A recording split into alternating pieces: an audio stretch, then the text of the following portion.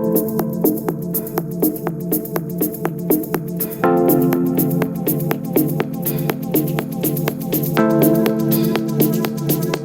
day, ladies and gentlemen. Welcome to another episode of CoinNewsExtra interview session. So it's a program where we invite industry experts, enthusiasts, and innovators in the blockchain and crypto space and fintech to come talk about their view on a particular topic and matters arising in the ecosystem. So today I have with me an innovator who is joining us. I have Garret Lee, who is the product manager at Suku. Lee, you're welcome to CoinNewsExtra. Thank you so much for having me on CoinNewsExtra, and great to meet everyone. Yeah, I'm happy to have you. You are my namesake. We are answering the same name. So, how is the United States, most especially with the election by the corner? Yeah, it's an interesting place to be right now. It's very polarized, and everybody's waiting for the election results coming up next week. So we'll see how everything goes and how everything turns out. But it's definitely eventful, is probably the best way to put it. Yes, we pray that the outcome will be very favorable and God will give America the lead that they so much desire. So we'll be looking at the future of supply chain, seeing how things and even your project is focusing on supply chain and seeing how this sector, some of the challenges and solutions that your platform are bringing on board. So before we go straight to that, can you just give us a brief about yourself? Yeah, absolutely. So like you mentioned, my name is Garret Lee, and I'm a product manager at Suku. I primarily focus on one of our products called Suku Infinite, which looks at authenticating luxury goods in the aftermarket, which I'm happy to jump into later. Some other of our solutions focus more on supply chains and raw materials to finished goods, but nonetheless, that's where my expertise lies. Previous to Suku, I was actually in Deloitte's blockchain lab. So I was working there and consulting for several different blockchain projects. And prior to that, I was a student at Indiana University focusing on mathematics and informatics. Interesting kind of experience you have in this sector. So, looking at how this is, I want us to talk about, before we go straight to that, the World Blockchain Hackathon that just you participated, that just ended. How can you tell us about your experience about the hackathon, just briefly? Yeah, the hackathon was great. I mean, Babylon Project was an excellent program. They were able to curate and aggregate hackers from all over the globe, which is a really great thing for us because our goal and our mission is to have a global presence and a global impact on supply chains around the world. They were very extremely motivated and engaged hackers wanting to build on Suku and other solutions and other sponsors that were active in the product and projects. I was a technical judge and mentor, so I hopped on several calls with the different members of the hackathon to help them think through different ideas that they had, what would work, what wouldn't work from a conceptual standpoint. And then once they actually started building, we really focused on, from an integration standpoint, how we can implement these solutions and really start to build something at the MVP level that could actually work and function as it was conceptualized. All in all, there were about 50 different teams that applied and provided projects, and several of those used Suku. Anything ranging from lending to farmers to having different insurance programs and processes for disadvantaged supply chain participants. So we were really excited and happy about the results that we got from the various participants, and really a world-class level of hacking going on and building going on. And it's exciting to see this much in the blockchain space. Interesting. It's also exciting to hear that from you.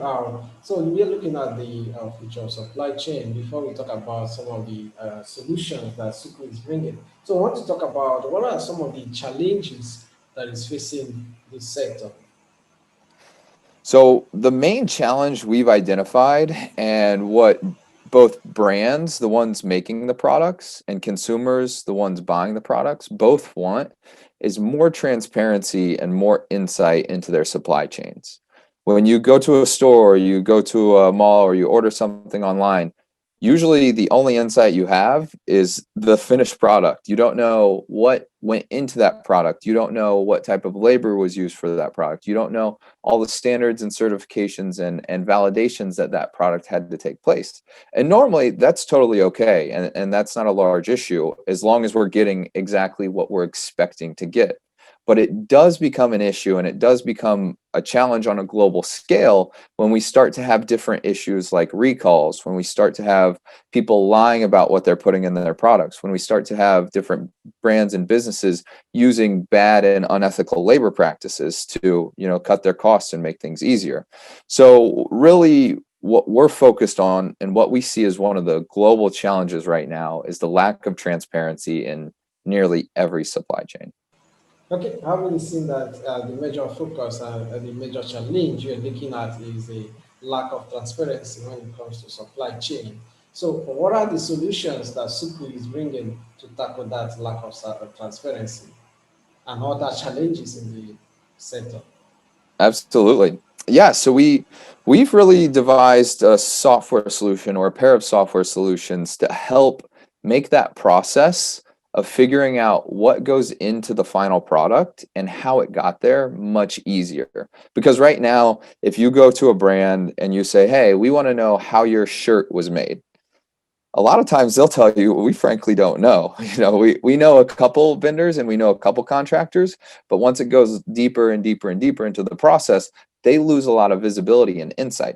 So what we've built is a way to aggregate all those various touch points that happen along a supply chain so that we can capture information and make it really easy for the brand to actually demonstrate everything and all the ways that they've built that item or curated that particular product. And how we get those particular participants involved throughout the supply chain, especially ones in more underprivileged and remote regions, is through one of our solutions called Suku DeFi, where essentially what we're doing is we're rewarding them with tokens every time they provide us data and information. So let's say I'm a remote coffee farmer and I have a certain harvest. I report information about the provenance of that harvest, certain details that are important to the brand, certain details that are important to the consumer, whatever it may be. For that data input and for me providing that data, I'm rewarded in tokens.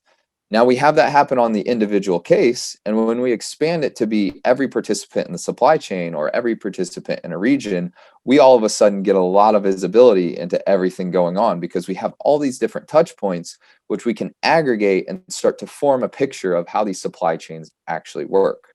And then on the customer side, they want a really easy and simple way to make sure what they're getting is in fact what they're expecting to get, that everything's ethical, everything's sustainable, everything's verified. Whatever it is they're concerned about, we want to be able to display that and portray it in a really convenient way. So once we've aggregated all that information from the supply chain perspective, we essentially attach a little QR code or we attach an NFC tag onto the final product and the labeling of that product. So an end consumer can take out their mobile phone, they can snap a photo, scan a QR code, scan the NFC tag with their phone, and get every piece of information relevant to that specific product that we've collected over time. And with those economics and those incentives and those really easy ways to get involved in place, we all of a sudden create a structure and a mechanism to have a larger scale of transparency than what we're seeing today. Interesting, that's innovative, seeing that happening. So we've seen that so most of the challenges in supply chain is transparency, and we've been able to see the solution that Suku is bringing to that challenge. So, having seen all these, what are some of the recommendations we could bring for the way forward for this sector, the supply chain sector, and your closing remark? Yeah, well, number one recommendation is use Suku because I think that could absolutely help these brands a lot and help bring visibility and transparency into their products. The second component is realizing that there's a whole market segment that these brands aren't tapping into a lot of the times. And what we call that internally at Suku is the conscious consumer, where these consumers aren't necessarily concerned with price as their number one factor. They're concerned with the ethics of the brand. They're concerned with the morality of the brand. They're concerned about how that product was made, what environmental impacts it has, and what global impacts and reach them buying something off the shelf ultimately has. And we're noticing more and more and more consumers are starting to put their dollars into these brands. So just want to encourage all companies and all supply chains to wake up to the fact that people are willing to pay more for something that they have a guarantee for. People are willing to put the lowest price item off the shelf and look at something that's a little higher dollar, higher value, if they can have a certain level of authenticity and guarantee with their product.